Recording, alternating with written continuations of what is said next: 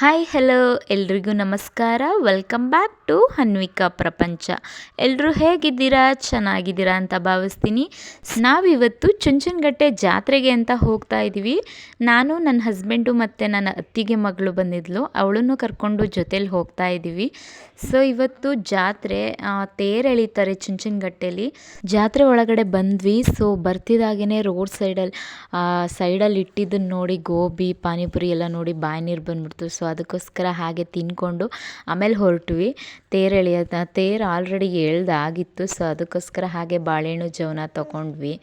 ನಮ್ಮ ಇಷ್ಟಗಳನ್ನ ನೆನ್ಕೊಂಡು ಹಾಗೆ ಬಾಳೆಹಣ್ಣು ಜವನನ ಎಸೆದ್ವಿ.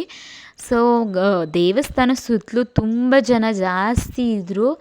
ನಾವಂತೂ ಅಲ್ಲಿ ಮೇಲ್ಗಡೆ ಹೋಗಿ ಹತ್ಬಿಟ್ಟು ತೇರೊಂದು ಮತ್ತು ಹಾಗೆ ದೇವಸ್ಥಾನದ್ದೆಲ್ಲ ಫೋಟೋ ವೀಡಿಯೋ ಎಲ್ಲ ತೆಕ್ಕೊಂಡೆ ನಾನು. ಸೊ ಅದಾದಮೇಲೆ ದೇವ್ರಿಗೆ ಕೈ ಮುಕ್ಕೊಂಡು ಅಲ್ಲಿಂದನೇ ಒಳಗಡೆ ಹೋಗಲಿಲ್ಲ, ತುಂಬ ರಶ್ಶು ಅಂತ, ಹೆವಿ ರಶ್ಶು, ಕಾಲಿಡೋಕ್ಕೂ ಜಾಗ ಇರಲಿಲ್ಲ ಅಲ್ಲಿ.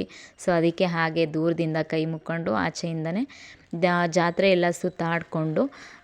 ಇದು ವರ್ಷದ ಮೊದಲ ಜಾತ್ರೆ ಅಂತ ಹೇಳಿದ್ರು ತಪ್ಪಾಗಲ್ಲ. ಚುಂಚನಕಟ್ಟೆ ಜಾತ್ರೆನೇ ಮೊದಲನೇ ಜಾತ್ರೆ, ವರ್ಷದ ಆರಂಭದಲ್ಲಾಗೋಂಥ ಜಾತ್ರೆ. ಇದಾದಮೇಲೆ ಪ್ರತಿಯೊಂದು ಶುರುವಾಗುತ್ತೆ ಜಾತ್ರೆಗಳು, ಇನ್ಮೇಲೆ ಹಬ್ಬಗಳು ಎಲ್ಲ ಶುರುವಾಗುತ್ತೆ.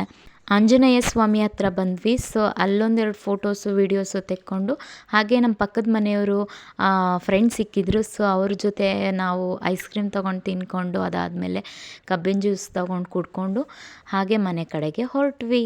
ಇನ್ನು ಯಾರೆಲ್ಲ ನನ್ನ ಚಾನಲ್ನ ಸಬ್ಸ್ಕ್ರೈಬ್ ಮಾಡದೆ ನೋಡ್ತಾ ಇದ್ದೀರಾ, ಸೊ ಪ್ಲೀಸ್ ಸಬ್ಸ್ಕ್ರೈಬ್ ಮಾಡಿ, ಲೈಕ್ ಮಾಡಿ, ಶೇರ್ ಮಾಡಿ, ಕಮೆಂಟ್ ಮಾಡೋದನ್ನು ಮರಿಬೇಡಿ.